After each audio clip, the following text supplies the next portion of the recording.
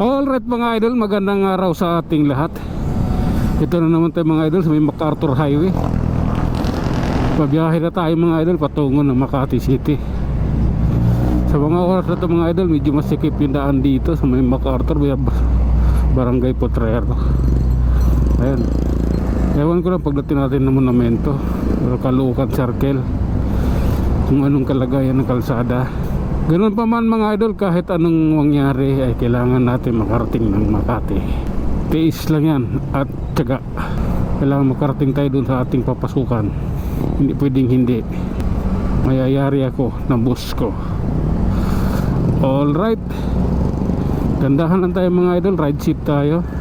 Although hindi naman natin maiwasan minsan na mangyaring hindi maganda sa ating biyahe, pero kailangan pa rin may kasamang pag-iingat.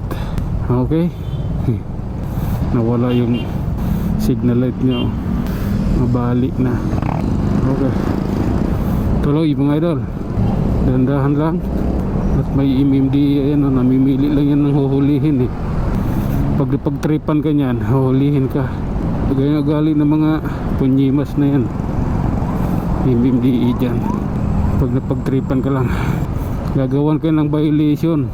Ano ang pinakamadali violation dyan? Refuse traffic sign. Yung pinakamadali nilang violation. Wala kang magagawa pag ginawan ka ng titikitan ka ng refuse traffic sign. Ganoon lang mag-isip kung saan ka nagkamali. Yun yung pinakamasaklap na violation, refuse traffic sign. Alright mga idol, nasa monumento na tayo, Caloocan. Lalay lang, medyo traffic yung circle eh. Yung mga sasakyan na sanahan medyo hindi gumagalaw yung trailer, hindi siya gumagalaw. Hopya. Okay, circle na tayo mga idol. Yan yung trailer oh. Alright, up.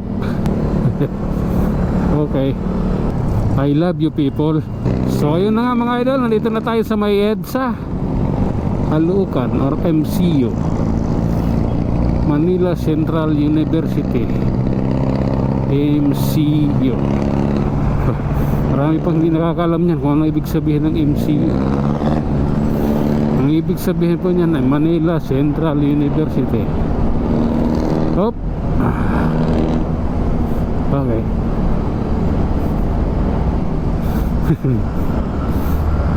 Nalalay lang tayo siyempre.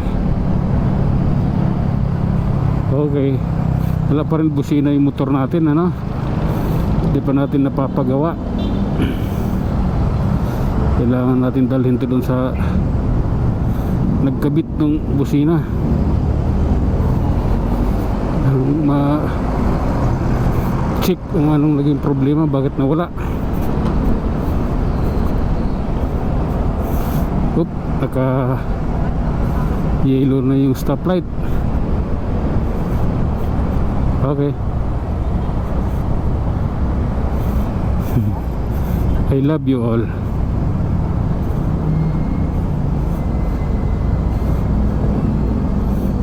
Okay.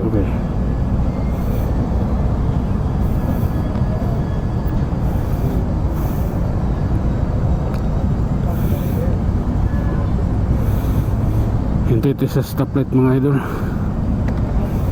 At ayan o, tatapos din yan.